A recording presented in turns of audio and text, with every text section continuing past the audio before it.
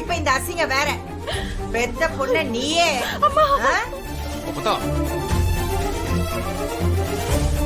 பாட்டி அப்பதா என்ன பேசிட்டு இருக்க நீ? என்னம்மா இப்படி நாராசமா பேசிட்டு இருக்க நீ? எலை இங்க நடக்கிறது மட்டும் நல்லா இருக்காடா?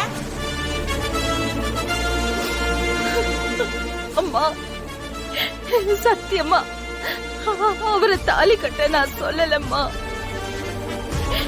எதுக்கும் இந்த கல்யாணத்துக்கு ஒத்தாசையா இருக்கட்டுமேனு தான் அந்த தம்பி கிட்ட சொன்னேன். இப்படி நடக்கும்னு எனக்கு தெரியாதும்மா.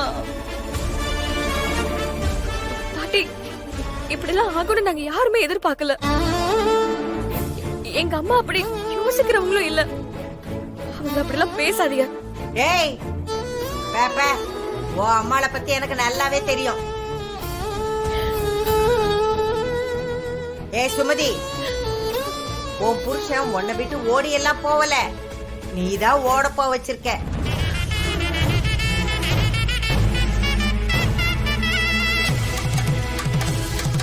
உன்னைய மாதிரி ஒரு பொம்பளை கூட எப்படி ஒருத்தர் வாழ்வா? மீனாட்சி வார்த்தையை யோசிச்சு பேசுங்க. இதுக்கு மேல என் அம்மாவை பத்தி ஒரு வார்த்தை தப்பா பேசுனீங்க என்ன பண்ணுவ? என்னடி பண்ணுவ சொல்லு. ரோசம் வருதா உனக்கு? என்னவோ பெரிய சீர்வரிசையோட வாழ வந்த மாதிரி குரல ஒசத்துற.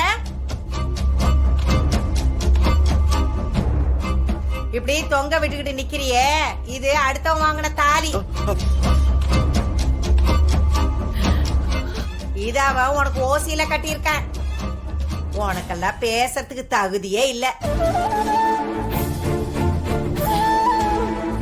அத்தை எங்களை மன்னிச்சிருங்க அத்தை. உங்களை கேட்காம செஞ்சது தப்புதான். மீனாட்சியோட அம்மா இத சொல்லல. ஏதோ நான் தான் ஆசைப்பட்டு பிள்ளைங்க நல்லா இருக்கட்டுமேனு. ஆமா அப்பதா, அத்தை கூட வேணாம் தான் சொன்னாங்க. நாங்க எல்லாரும் தான். அம்மா உங்ககிட்ட கேட்டுதாம்மா செஞ்சிருக்கணும். தப்புதாம்மா, மன்னிச்சிரு. இனிமே இப்படி நடக்காதுமா.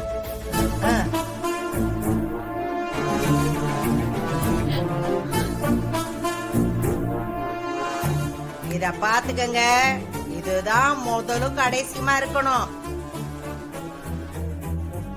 என்ன கேட்காம, என் உத்தரவு இல்லாம சின்ன கடு கூட என்ன சட்டியில விழக்கூடாது. என்ன மீறி ஏதாச்சும் நடந்தது, எல்லாரையும் தொலைச்சு கட்டிடுவேன்.